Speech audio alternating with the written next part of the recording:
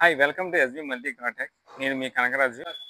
ఇప్పుడు మీరు చూస్తున్న వెహికల్ వచ్చి EcoSport 1.5 engine diesel version.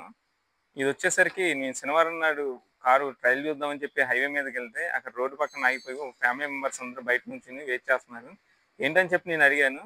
అదైతే 60 స్పీడ్లో వస్తుండగా వెహికల్ ఆగిపోయింది సడన్గా అని చెప్పి అడిగారు. నేను చెక్ చేయడం జరిగింది. చెక్ చేస్తే టైమింగ్ అవుట్ అయిపోయింది, టైమింగ్ బెల్ట్ తోటి. కస్టమర్కి ఎక్స్ప్లెయిన్ చేశాను. అంటే టైమింగ్ బెల్ట్ చేంజ్ చేసుకోవాల్సి వచ్చింది, మీరు ఎప్పుడు చేంజ్ చేస్తారని అడిగాను. ఏమో తెలియదు అని చెప్పి అడిగారు. టోయింగ్ చేసి మీ వెహికల్ అయితే లాక్ రావడం జరిగింది. లాక్ వచ్చి టైమింగ్ బెల్ట్ కొత్తదేసి సెల్ఫ్ చేస్తే సెల్ఫ్ స్టార్ట్ అయింది వెహికల్.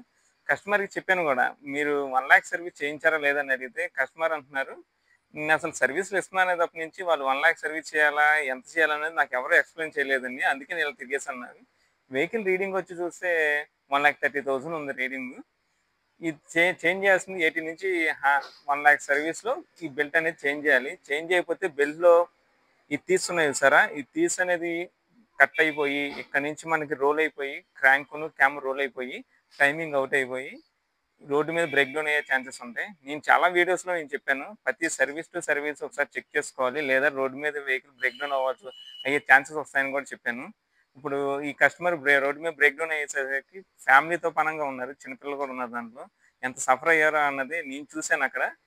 మీరు మీ వెహికల్ కూడా ఇలాగే సర్వీసులు చేంజ్ చేసుకోకుండా మీరు ఇలాగే రన్ చేస్తూ ఉంటే ఇలా బ్రేక్ డౌన్ అయ్యే ఛాన్సెస్ ఉంటాయి. ఒకవేళ మీకు తెలియకపోతే మీకు అన్న ఒక మెకానిక్ అనేవారు ఉంటారు కంపల్సరీ, గ్యారేజీ కానీ షోరూమ్ కానీ.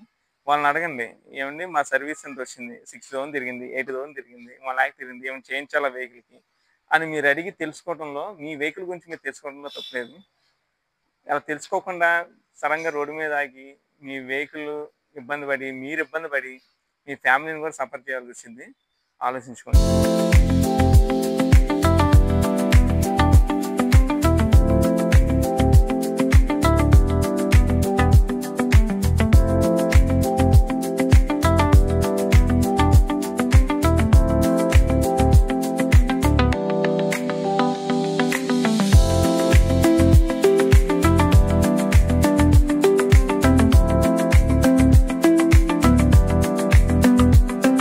ఏ వెహికల్కి ఏ సర్వీసులు ఎన్ని కిలోమీటర్లకి చేయాలనేది నెక్స్ట్ వీడియోలో మీకు క్లియర్గా ఎక్స్ప్లెయిన్ చేస్తాను.